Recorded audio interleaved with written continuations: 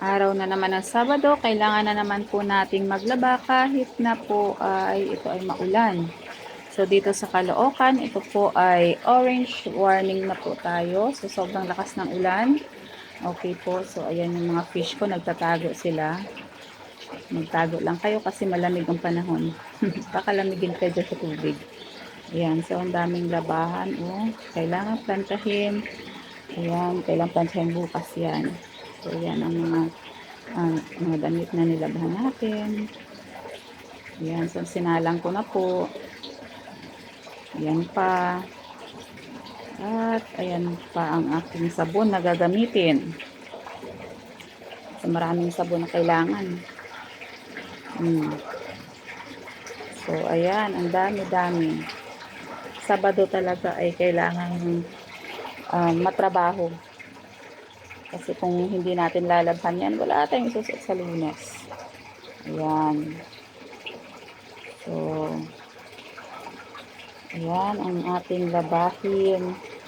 Labandera Day. Tingnan natin dito sa kabila. Ayan, silipin natin ang ulan.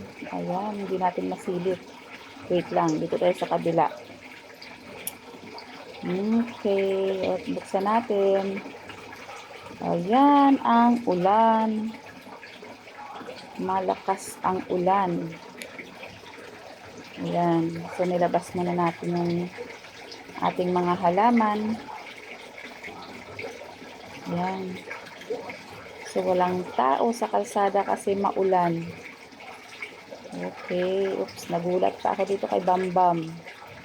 Bambam, ano masasabi mo? Maliligo ka sa ulan, hindi pwede. Lalagnatin ka. Ayan. Nagkalat na ang aming gamit. Dahil sa lakas ng ulan.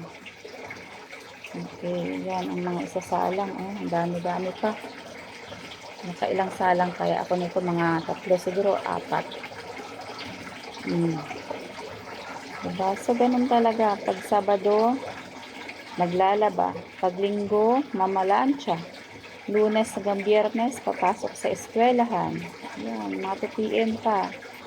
Siningning na bahala dyan. Diba? Nagkalat ang mga kagamitan. Ayan. So, yung washing machine na yan, ginagamit kapag sa mga basahan. Ayan. So, yan. Yan yung mga damit namin, nilalabhan. So, malaking bagay din na may automatic washing machine kasi nakakagawa ka pa ng iba pang mga bagay. Iba pang mga gawain. O, ano mga fish? Maliligo pa kayo. Bahala kayo malunod. Diba? Ang lakas pa rin ng ulan. Ayan. Nagtatago sila kapag i-video ko. Pero kapag hindi, ayan. Hindi sila nagtatago. At ito ang mga sabon na aking kailangan. Bye!